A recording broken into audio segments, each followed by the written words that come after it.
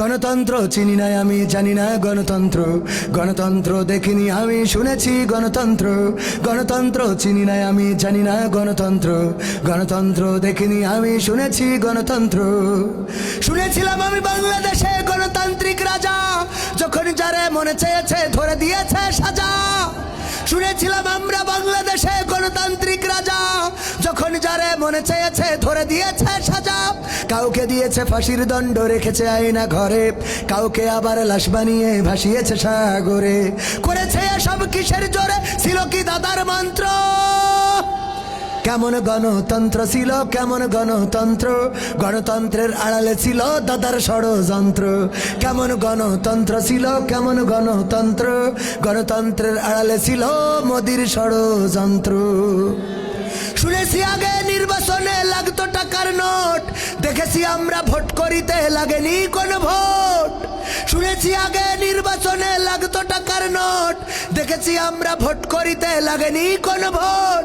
ভোটের আগে পাশ হয়েছে মন্ত্রী মিনিস্টার, লাগেনি মিছিল, লাগেনি মিটিং, লাগেনি তো পোস্টার। ভোটের আগে পাশ হয়েছে মন্ত্রী মিনিস্টার, লাগেনি মিছিল, লাগেনি মিটিং, লাগেনি তো পোস্টার। নির্বাচন কমিশন ছিল ইন্ডিয়ান কোন যন্ত্র। কেমন গণতন্ত্র ছিল, কেমন গণতন্ত্র, গণতন্ত্রের আড়ালে ছিল রয়ের ষড়যন্ত্র। কেমন গণতন্ত্র ছিল, কেমন গণতন্ত্র, গণতন্ত্রের আড়ালে ছিল মোদির ষড়যন্ত্র।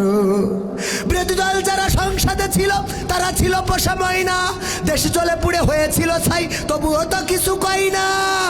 বিরোধী দল যারা সংসদে ছিল তারা ছিল পোষা ময়না, দেশ চলে পুড়ে হয়েছিল ছাই, তবুও তো কিছু কই না। শাসনে ছিল না সততা নিষ্ঠা, বিচারের ছিল না মান, সংসদে বুঝি তাই শোনা যেত মমতাজের গান।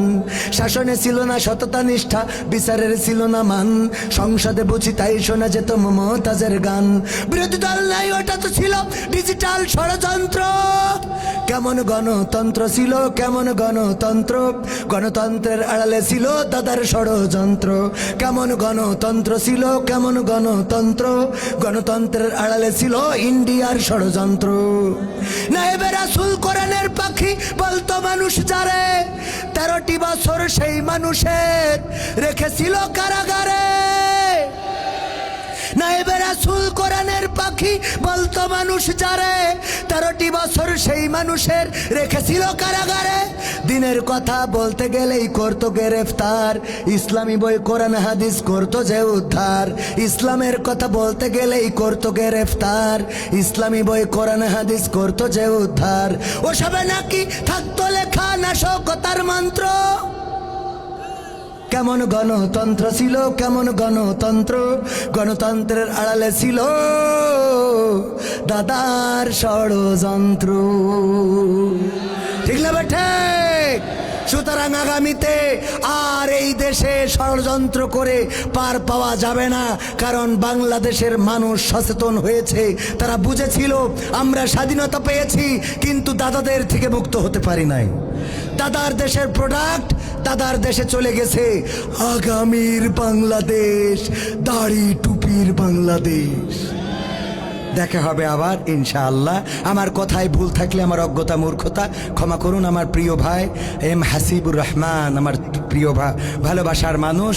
এই বছর এখনো কোনো স্টেজে একসাথে হওয়া হয়নি। আজ আবার মনে হয় গত বছরের আগের বছরও আমি আর ভাই ছিলাম একসাথেই এই স্টেজেই।